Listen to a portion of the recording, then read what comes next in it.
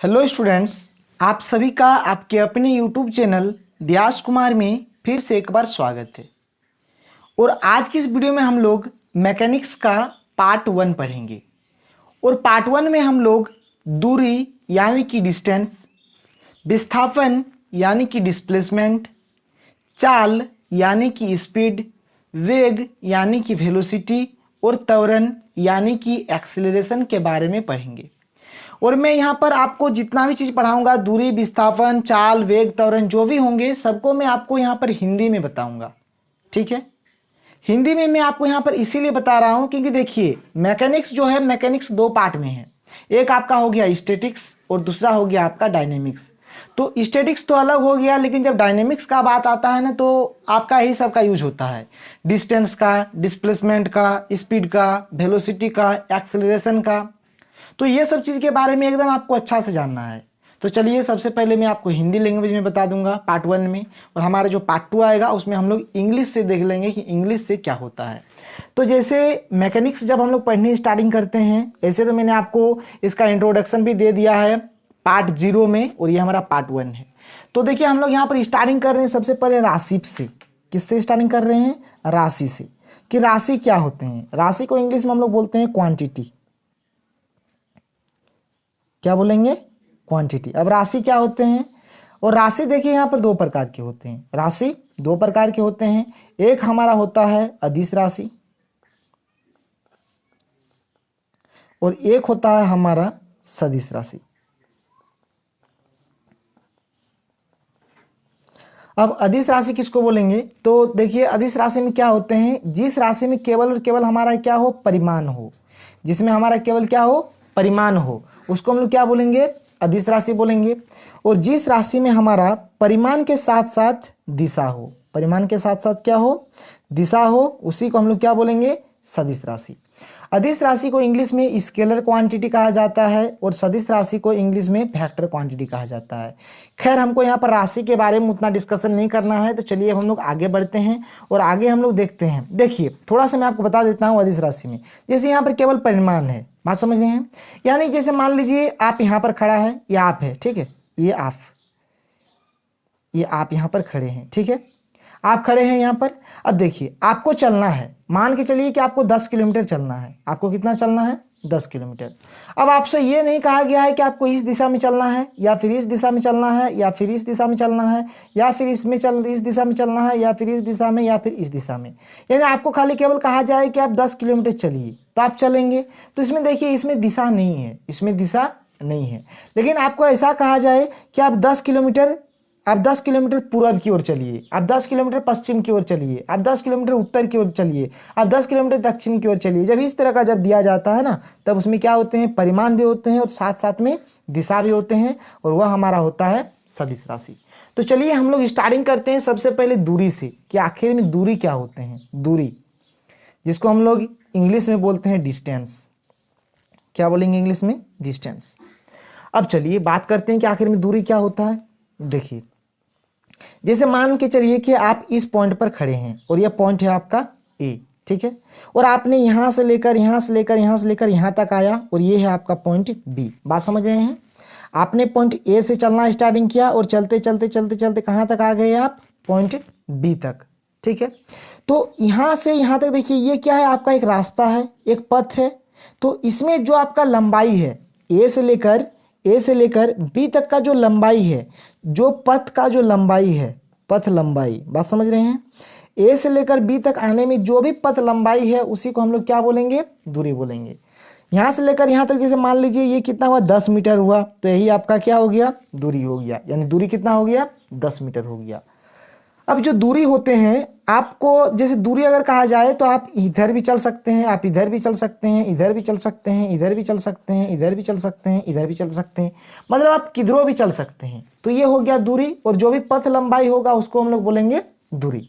लेकिन अगर आपको ऐसा दिया जाए कि आपको एक निश्चित दिशा दे दिया जाए, एक निश्चित दिशा दे दिया जाए, अगर आपको बोलेगा कि आप जैसे पॉइंट ए पर है और आपको इस साइड में जाना है, एकदम निश्चित बोल दिया कि आपको इसी ओर आना है, तो आप देख सकते हैं कि परिमाण तो ये है, आपको इधर से इधर तो चलना ही है बी पॉइंट तक, तो आप बी पॉइंट तक चलेंगे और ऊपर से आपको देखिए यहाँ पर दिशा भी मिल गया। तो जब आपको एक निश्चित दिशा दिया जाता है और साथ में दूरी भी रहता है तो उसको हम लोग विस्थापन बोलते हैं। क्या बोलेंगे? विस्थापन बोलेंगे। खैर अभी हम लोग सबको डिस्कस करते हैं, तो चलिए सबसे पहले हम लोग दूरी को देख लेते हैं कि दूरी किसको बोलते हैं। तो कोई भी वस्तु रहेगा, डेफिनेशन देखते हैं कि वस्तु द्वारा तय की गई कुल पथ लंबाई को दूरी कहते हैं। कुल पथ लंबाई को दूरी कहते हैं। बात समझ रहे हैं? यहाँ से यहाँ तक जो भी पथ लंबाई है, जैसे हमने ए पॉइंट से स्टार्टिंग किया चलने और ये बी पॉइंट तक चला ना, जो भी यहाँ से जो भी पथ लंबाई है इसी को हम लोग क्या बोलेंगे? दूरी बोलेंगे। अब जो दूरी होते हैं, दूरी को हम लोग एस से सूचित किया जाता है, ठीक है, इसे एस से सूचित किया जाता है, सूचित किया जाता है। इसको हम लोग किससे सूचित करते हैं? एस से। अगर आगे देखें तो इसका जो एसआई मात्रक होता है, इसका एसआई मात्रक क्या होता है? मीटर। इसका एसआई मात्रक क्या होता है? मीटर। इसको स्मॉल एम से डिनोट करते हैं, यानी दूरी का एसआई मात्रक क्या हो गया? मीटर होता है। ठीक है, आगे बढ़ते हैं। अब देखिए यहाँ पर क्या कहा गया है, देखिए आपको केवल और केवल एक परिमाण दिया है, यहाँ पे कोई दिशा नहीं है, यानी दिशा नहीं है जिसमें केवल और केवल परिमाण होते हैं, जिसमें केवल केवल परिमाण होते हैं उसको क्या बोलते हैं? अदिश राशि बोलते हैं। तो ये हमारी क्या हो जाएंगे? अदिश राशि हो जाएंगे, अदिश राशि। तो चलिए आप समझ गए कि आखिर में आपका दूरी क्या होता है। और देखिए, और ये क्या होते हैं? एक अदिश राशि होते हैं। आप चाहे तो ऐसा लिख दीजिए कि यह एक अदिश राशि है, यह एक अदिश राशि है। तो देखिए मैंने एक बार इस तरह से लैंग्वेज लिख दिया, अब आप खुद लैंग्वेज लिख लीजिएगा, केवल मैं आपको समझाता चलता हूँ, ठीक है। अब जैसे दूरी हो गया, तो अब यहीं पर हम लोग बात करते हैं विस्थापन के ऊपर कि आखिर में विस्थापन क्या होते हैं। विस्थापन यानी कि डिस्प्लेसमेंट। देखिए दूरी और विस्थापन में कुछ ऐसे अंतर नहीं है। दूरी में क्या हुआ कि आपने यहाँ से लेकर यहाँ तक चला, लेकिन विस्थापन में आपको चलना पड़ेगा, लेकिन क्या होता है? एक निश्चित दिशा दिया जाता है। बात समझ रहे हैं? अगर इसका डेफिनेशन दिखा जाए तो किसी वस्तु द्वारा निश्चित दिशा में, देखिए एक दिशा मिल जाएगा आपको, निश्चित दिशा में तय की गई दूरी। तय की गई दूरी मतलब क्या होता है? वही पथ लंबाई। दूरी मतलब क्या हुआ? वस्तु द्वारा तय की गई पथ लंबाई। बात समझ रहे हैं? तो किसी वस्तु द्वारा निश्चित दिशा में तय की गई पथ लंबाई या फिर तय की गई दूरी, तय की गई दूरी को क्या बोलेंगे? तय की गई दूरी को विस्थापन कहते हैं। बात समझ रहे हैं? अब जैसे यहाँ पर लिखे हैं कि इसे एस से सूचित किया जाता है, तो आप लिख लीजिएगा कि इसे एस से सूचित किया जाता है, ठीक है। इसका एसआई मात्रक, तो इसका जो एसआई मात्रक होते हैं ना, एसआई मात्रक इसका भी क्या होते हैं? मीटर ही होते हैं। क्या होते हैं? मीटर, यानी कि एम, ठीक है। आगे बढ़ा जाए तो देखिए यहाँ पर एक आपको निश्चित दिशा दे दिया गया है, जैसे कि दूरी हमारा अदिश राशि था, लेकिन विस्थापन हमारा क्या हो जाएगा? सदिश राशि, क्योंकि इसका परिमाण के साथ साथ हमको क्या हुआ? यहाँ पर द्रव्यमान भी मिल गया, ठीक है। अब विस्थापन के डेफिनेशन को इस प्रकार से देंगे, या फिर विस्थापन का और एक डेफिनेशन होता है। क्या होता है? चलिए मैं आपको बता देता हूँ। विस्थापन का और एक डेफिनेशन देख लीजिए। किसी वस्तु की प्रारंभिक स्थिति एवं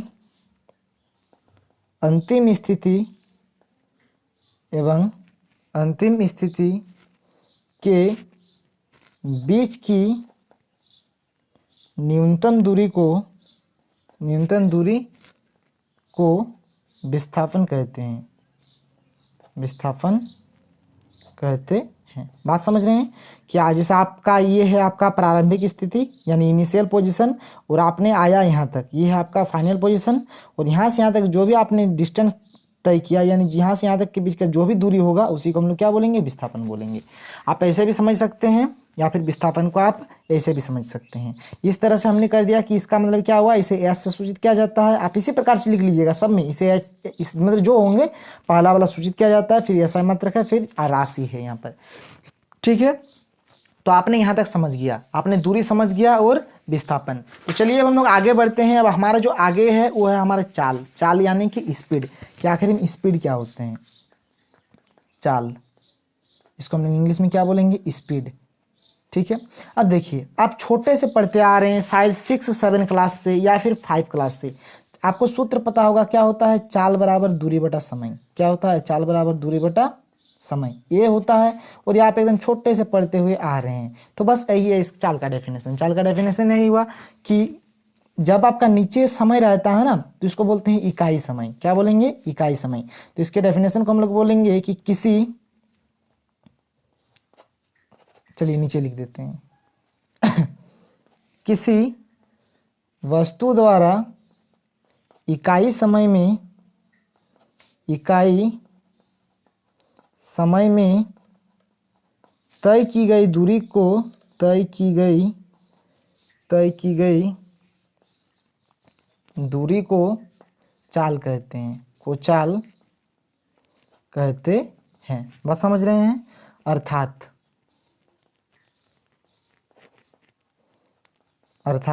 चाल बराबर क्या होता है, जैसे मैंने आपको बताया क्या होता है, दूरी बटा समय। चलिए ठीक है, चाल बराबर क्या हो गया, दूरी बटा समय। और देखिए इसे हम लोग भी से सूचित करते हैं। और इसका जो एसआई मात्रक होता है, इसका एसआई मात्रक क्या होता है, मीटर प्रति सेकंड। इसका एसआई मात्रक क्या होता है, मीटर प्रति सेकंड, यानी कि एम प्रति एस ऐसे लिखेंगे, या फिर एम एस के पावर में -1। ये दोनों में से जो भी लिखें इसका एसआई मात्रक हो गया। ठीक है, और यह कौन सी राशि है, अदिश राशि या फिर सदिश, तो यह एक अदिश राशि है। क्या है, यह एक अदिश राशि है, अदिश राशि। चलिए आगे बढ़ते हैं। चाल भी आपने समझ गया। अब अगर औसत चाल का बात किया जाए, औसत चाल, देखिए सारा चीज आप समझिए, अभी आपका स्टार्टिंग है। औसत चाल, औसत चाल, तो देखिए औसत चाल यानी अगर इंग्लिश में कहा जाए तो एवरेज वेलोसिटी, एवरेज वेलोसिटी। तो इसका जो एवरेज वेलोसिटी क्या होते हैं, देखिए कि किसी वस्तु द्वारा तय की गई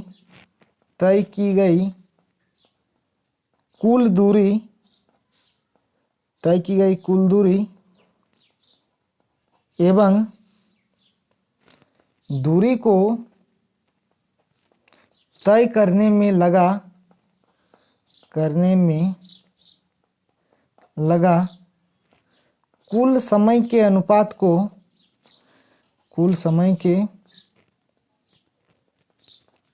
को औसत चाल कहते हैं, औसत चाल कहते हैं। बात समझ रहे हैं। अर्थात औसत चाल बराबर क्या हो जाएगा, औसत चाल बराबर तय की गई कुल दूरी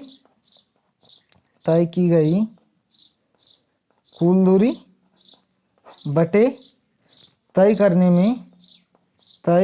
में लगा कुल समय। बात समझ रहे हैं, ये होता है आपका औसत चाल। और या फिर देखिए हम औसत चाल को शॉर्टकट में ऐसे भी बोल सकते हैं। क्या बोलेंगे, औसत चाल को हम लोग शॉर्टकट में ये बोल देंगे, औसत चाल बराबर यानी कुल दूरी बटे कुल समय, मतलब कुल दूरी बटे क्या होंगे, कुल समय होंगे। या फिर हम ये भी बोल सकते हैं। ठीक है, चलिए अब जैसे देखिए, जैसे चाल को हमने किससे सूचित किया था, भी से। तो जो औसत चाल होते हैं इसको हम लोग सूचित करते हैं भी, नीचे में हम लोग ए भी इस टाइप का लिख देते हैं। ठीक है, और जैसे चाल का जो एसआई मात्रक होता है, इसका भी एसआई मात्रक वही होंगे, क्या होंगे, मीटर प्रति सेकंड ही होंगे, मीटर प्रति सेकंड, यानी कि एम प्रति सेकंड इस प्रकार से बोलिए, या फिर आप ऐसे बोलिए एम एस के पावर में -1। ठीक है, और यह भी क्या है, यह भी एक अदिश राशि ही है। क्या है, अदिश राशि, अदिश राशि। तो चलिए हमने औसत चाल तक पढ़ लिया। देखिए औसत चाल उतना तो इम्पोर्टेंट है नहीं। अब यहाँ पर आपका जो अब पढ़ने वाले हैं, अब आप वेग वेग जो पढ़ेंगे आप, यानी कि वेलोसिटी, ये बहुत बहुत बहुत इंपॉर्टेंट है। ठीक है, तो चलिए हम लोग बात करते हैं वेग के ऊपर कि आखिर में वेग क्या होते हैं। वेग ये आपका इंपॉर्टेंट है, वेग जो आप पढ़ने वाले हैं वेग ही आपका इंपॉर्टेंट है यहाँ पर। तो चलिए बात करते हैं वेग के ऊपर। वेग यानी कि वेलोसिटी, वेलोसिटी। और वेग के बाद जो आएगा त्वरण, वह तो बहुत ही इंपॉर्टेंट है। एक्चुअल में आपका जो यहाँ पर इंपॉर्टेंट है वेग है और एक त्वरण, यही दो चीज़ इंपॉर्टेंट है। जिस तरह से हमने चाल बराबर क्या पढ़ा, दूरी बटा समय, और उसी प्रकार से वेग हमारा क्या होता है, वेग बराबर होता है विस्थापन बटे समय। बात समझ रहे हैं, वेग बराबर क्या हो जाएंगे, विस्थापन बटे समय। हमने दूरी के बारे में, विस्थापन के बारे में पहले इसीलिए पढ़ा क्योंकि ये सब का यूज है। बात समझ रहे हैं। देखिए यहाँ पर अब विस्थापन आया। अब जब आपको विस्थापन के बारे में पता ही नहीं रहेगा कि आखिर में विस्थापन क्या होते हैं, तब आपको क्या समझ में आएगा। इसलिए सबसे पहले मैंने आपको दूरी बताया और चाल में हमने दूरी का यूज किया। उसी प्रकार से जब हम लोग वेग पढ़ रहे हैं तब हम लोग विस्थापन का यूज कर रहे हैं। और नीचे समय, समय मतलब समझ रहे हैं क्या है, टाइम। चलिए यहाँ तक हो गया। वेग का फॉर्मूला क्या होता है, विस्थापन बटे समय। तो देखिए नीचे अगर आपका समय रहे तो क्या बोलते हैं, इकाई समय। ठीक है, तो वही लिखेंगे, किसी वस्तु द्वारा, किसी वस्तु द्वारा, किसी वस्तु द्वारा इकाई समय में, इकाई समय में। देखिए एक्चुअल में विस्थापन मतलब क्या होते हैं, दूरी ही होते हैं, लेकिन इसको हम लोग एक निश्चित दिशा में लेते हैं। ठीक है, तो लिखेंगे किसी वस्तु द्वारा इकाई समय में एक निश्चित दिशा में, एक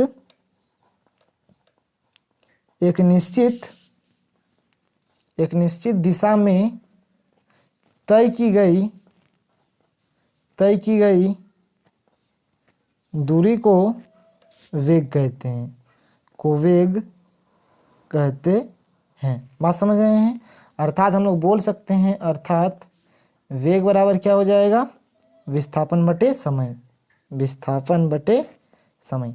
तो ये हो गया हमारा वेग। ठीक है, और वेग को भी हम लोग v से ही सूचित करते हैं। इसको किससे सूचित किया जाता है, v से। और इसका ऐसा मात्रक देखिए, इसका ऐसा मात्रक क्या होंगे, वेग का ऐसा मात्रक, इसका भी ऐसा मात्रक m s के पावर में -1 या फिर मीटर प्रति सेकंड यानी m, इस तरह का आप दे दीजिएगा, फिर s देना है आपको। ठीक है, तो ये होता है आपका वेग का ऐसा मात्रक। क्या बोलते हैं इसको, मीटर प्रति सेकंड, मीटर प्रति सेकंड। यानी जो ऐसा मात्रक चाल का होता है वह भी वेग का होता है। अब जैसे देखिए, जैसे हमने चाल में पढ़ा, चाल में हमने क्या पढ़ा था, चाल हमारा क्या होता है, दूरी बटा समय। चाल बराबर, जैसे अभी हमने पढ़ा ना, चाल बराबर क्या है, दूरी बटा समय है। और दूरी हमारा क्या है, एक अदिश राशि है, इसलिए यह हमारा क्या हुआ, एक अदिश राशि है। और देखिए यहाँ पर, जबकि विस्थापन हमारा क्या है, एक सदिश राशि है कि नहीं है। तो जैसे विस्थापन सदिश राशि है, इसलिए वेग हमारा क्या हो जाएगा, एक सदिश राशि हो जाएगा, एक सदिश राशि हो गया। ये बात समझ में आया आपको, वेग आपको समझ में आ गया। ठीक है, अब देखिए आप चाहे तो यहाँ पर पढ़ सकते हैं औसत वेग, कि औसत वेग क्या होता है। तो चलिए मैं आपको यहाँ पर, जब इतना चीज़ हम लोग कर रहे हैं तो औसत वेग के बारे में भी जान लेते हैं, फिर त्वरण के बारे में जानेंगे। औसत वेग, जिस प्रकार से हमने औसत चाल पढ़ा उसी प्रकार से हम लोग यहाँ पर पढ़ेंगे औसत वेग। तो इसका भी इंग्लिश क्या हो जाएगा, एवरेज वेलोसिटी।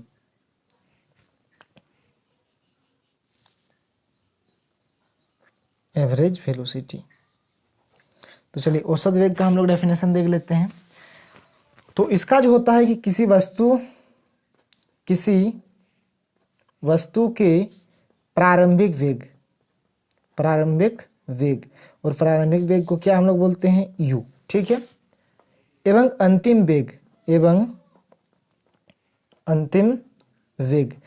वेग को क्या बोलेंगे, v बोलेंगे। के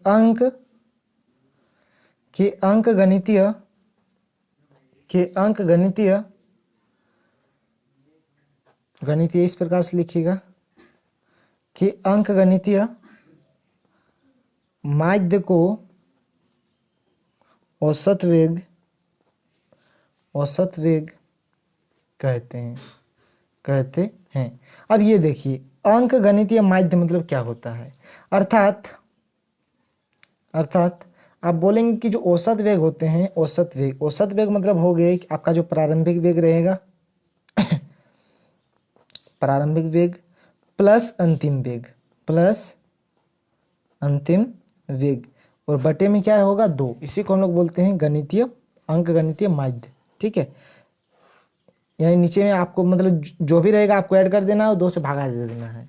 तो इसीलिए हम लोग औसत वेग को क्या लिखे हमने, जैसे वेग को हम लोग लिखते हैं v, तो औसत वेग को हम लोग क्या लिखेंगे v/a/v, क्या लिखेंगे v/a/v। तो v/a/v क्या होगा आपका प्रारंभिक वेग यानी u, अंतिम वेग यानी कि v/2। आप चाहे तो इसको इस प्रकार से भी लिख सकते हैं, ठीक है। और जो हमारा वेग का होता है SI मात्रक, यह भी उसका ही होगा। इसको सूचित किससे करेंगे, v/a/v से। इसका SI मात्रक आपका क्या हो जाएगा, यहाँ पर जो वेग का होता है वही, यानी मीटर प्रति सेकंड, यानी कि m प्रति सेकंड इस प्रकार से लिखेंगे, या फिर m s के पावर में -1 देंगे, ठीक है। यह भी आपका हो गया। अदिश होगा या सदिश होगा, तो यह भी हमारा क्या होगा, सदिश होगा, क्योंकि वेग अगर सदिश होते हैं तो ये भी हमारे क्या होंगे, सदिश ही होंगे। चलिए यहाँ तक आपको समझ में आ गया। अब आपका जो लास्ट है और इसी पर आपको एकदम ध्यान देके देखना है, जो कि है आपका त्वरण, ठीक है।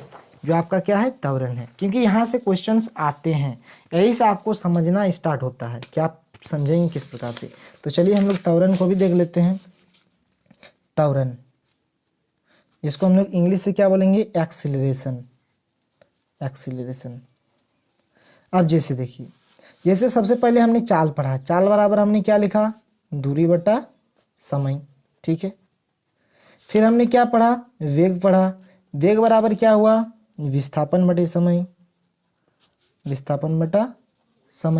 और अब हम लोग पढ़ रहे हैं त्वरण यानी क्या, जो अभी हमने वेग पढ़ा, वेग यानी एक्चुअल में क्या होता है, वेग बटा समय होता है। क्या होता है, वेग बटा समय। इसको हम लोग लिखते हैं, एक्चुअल में लिखते हैं वेग में परिवर्तन बटा समय। असल में क्या है, ऊपर में क्या है, वेग ही है, यानी चाल बराबर दूरी बटा समय। फिर हम लोग वेग पढ़े, विस्थापन बटा समय। अब जो त्वरण पढ़ रहे हैं वह क्या हो रहा है, वेग बटे समय, ठीक है। चलिए यहाँ तक तो हो गया।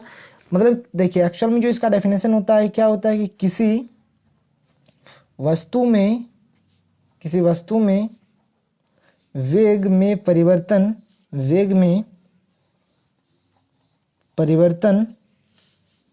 की दर को, देखिए नीचे अगर समय रहेगा तो उसका मतलब क्या होता है, दर भी होता है, कि दर को त्वरण कहते हैं। बात समझ रहे हैं।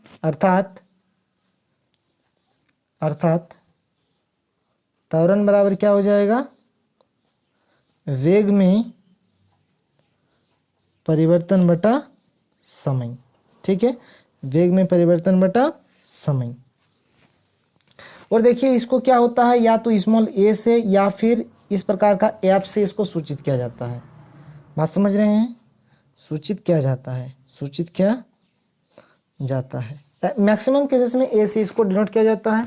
अब अगर इसका SI मात्रक देखा जाए, SI मात्रक, ठीक है, तो देखिए एक्चुअल में त्वरण बराबर क्या हो गया हमारा, वेग बटा समय हुआ। क्या हुआ, वेग बटा समय। और वेग का SI मात्रक होता है मीटर, नीचे आपका ऐसा जाएगा।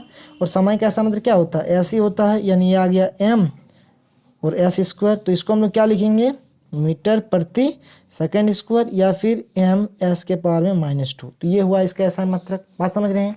अब ये कौन सी राशि है, अदिश है या सदिश है, तो ये हमारे क्या है, सदिश राशि है। क्या है, सदिश राशि, ठीक है। अब देखिए जो त्वरण आया ना, त्वरण में हमारा क्या हुआ, त्वरण मतलब हुआ वेग में परिवर्तन। क्या त्वरण मतलब क्या हुआ, वेग में परिवर्तन बटा समय। और वेग में परिवर्तन कैसे होंगे, जैसे आपका दो वेग होता है। वेग में परिवर्तन इसका मतलब हुआ आपका सबसे पहले अंतिम वेग माइनस प्रारंभिक वेग, और नीचे आपका क्या रहेगा, समय रहेगा। तो यहाँ पर आप देख सकते हैं, आपका मान के चलिए कि आपका अंतिम वेग आपका, देखिए त्वरण मतलब क्या हुआ, a हुआ, और मान के चलिए कि अंतिम वेग मतलब v है, ठीक है। और प्रारंभिक वेग आपका क्या है, u है, और नीचे समय क्या है आपका, t है। बात समझ रहे हैं, ठीक है। तो बस यहाँ तक ही आपको समझना है। तो हमने अभी पढ़ा, ये क्या हुआ हमारा, ये है हमारा त्वरण। तो आप त्वरण को इस प्रकार से पढ़ेंगे, आप त्वरण बराबर क्या होते हैं, वेग में परिवर्तन बटे समय।